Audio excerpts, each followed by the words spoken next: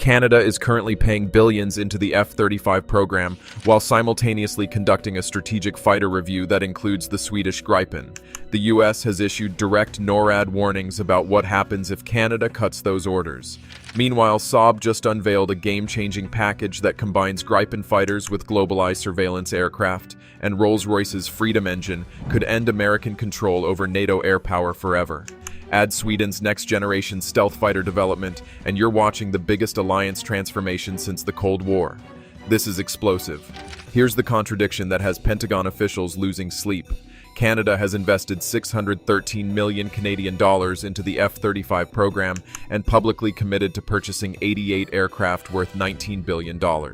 But behind closed doors, Canada's Department of National Defence is conducting a comprehensive strategic fighter review, explicitly re-evaluating the Swedish Gripen.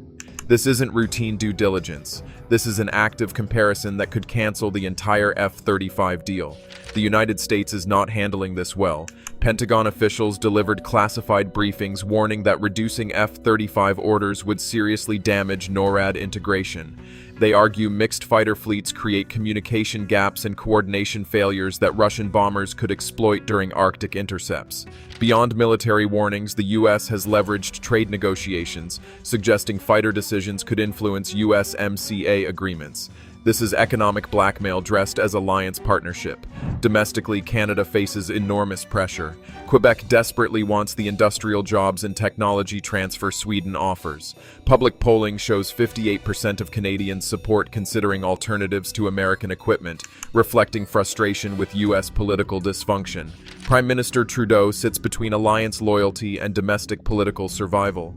Into this volatile situation, Saab introduced a proposal so comprehensive it makes the F-35 only approach look strategically limited. They're offering an integrated air power package combining Gripen E fighters with GlobalEye airborne early warning aircraft in a networked system providing capabilities F-35 alone cannot match. GlobalEye isn't just surveillance aircraft. It's a flying command center with Area-ER radar tracking 450 targets simultaneously at ranges exceeding 550 kilometers. For Canada's second-largest territory and Arctic responsibilities, this is transformational. The UAE operates these aircraft with exceptional real-world performance.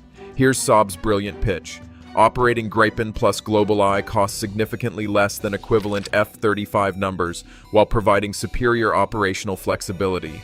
Canada could acquire 60 Gripens plus 6 GlobalEye aircraft for approximately the same cost as 88 F-35s. The dual fleet provides persistent surveillance, extended mission duration, and operational redundancy single-type fleets lack. The U.S. has no counteroffer because American contractors stopped producing comparable export surveillance aircraft. Boeing's E-7 exists but isn't offered to Canada, and integrating it with F-35s would cost billions more. Underneath Saab's proposal sits the revolutionary element changing everything: the Rolls-Royce EJ230 Freedom engine. Current Gripens use American GEF 414 engines requiring U.S. State Department approval for every export. Washington has weaponized this dependency for decades, blocking sales and pressuring buyers toward F-35s. The EJ230 is 100% European, 0 American components, 0 export licenses required, 0 Pentagon veto power.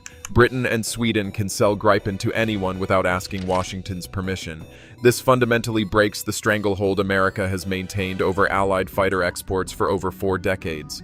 For Canada, the engine connection runs directly through Montreal, where Rolls-Royce currently employs over 1,700 highly skilled workers in advanced aerospace operations. If Canada selects Gripen equipped with Rolls-Royce engines, Montreal transforms into the Western Hemisphere's primary engine maintenance and support hub, potentially creating an additional 2,000 to 2,500 high-tech jobs in Quebec, a politically critical province for any Canadian government. The EJ230 delivers approximately 23,500 pounds of thrust with afterburner, superior fuel efficiency compared to the GEF 414, significantly reduced maintenance intervals, and modular design enabling rapid engine swaps in field conditions without extensive support infrastructure. Sweden isn't sacrificing capability for independence. They're gaining both simultaneously while offering Canada genuine industrial partnership instead of subordinate participation. NATO resilience transforms with freedom engines. Alliance members can procure advanced fighters without vulnerability to American political dysfunction or trade leverage. This is genuine alliance strength through diversity rather than dangerous single-source dependence. Sweden isn't stopping with Gripen. They're developing next-generation fighters that could leapfrog American technology and redefine air superiority in the 2030s. Saab is working on 6th and a half or 7th generation concepts incorporating advanced AI integration, where aircraft actively predict enemy actions and recommend optimal tactics in real time. The networked combat cloud architecture connects fighters, drones, surveillance aircraft, ground systems, and naval platforms into unified battlefield awareness, with AI processing identifying threats and coordinating responses faster than human decision-making allows. Stealth technology reportedly approaches or exceeds F-35 capabilities while maintaining Gripen's cost advantages through advanced materials, AI-optimized shaping, and active electronic countermeasures adapting to enemy radar in real time.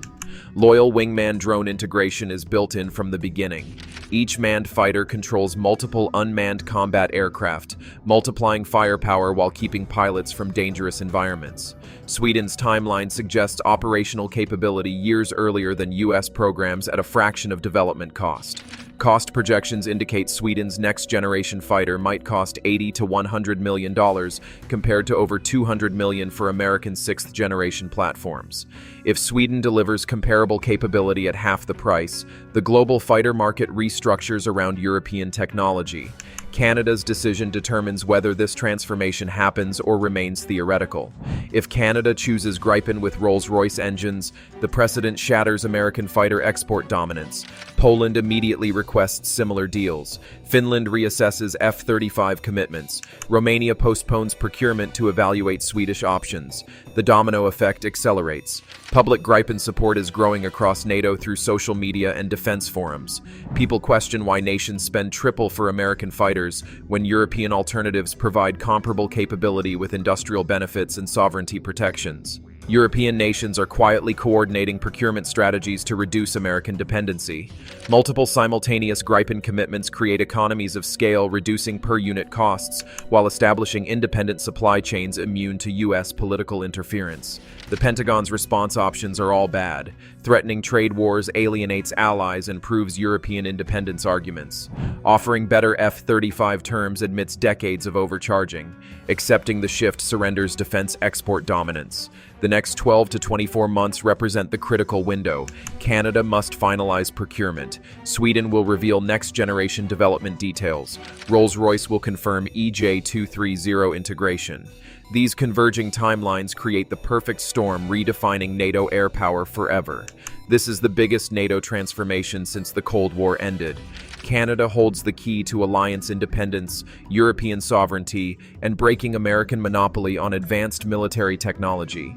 The Rolls-Royce Freedom Engine, Saab's next-generation fighters, and integrated air power solutions converge into an alternative vision for Western defense. Whether it succeeds depends on decisions being made right now in Ottawa, Stockholm, and capitals across Europe. Will NATO choose sovereignty or continue American dependency? Drop your prediction in the comments. Hit that like button, share this with everyone interested in alliance politics, and subscribe for coverage when Canada makes their final decision that changes everything.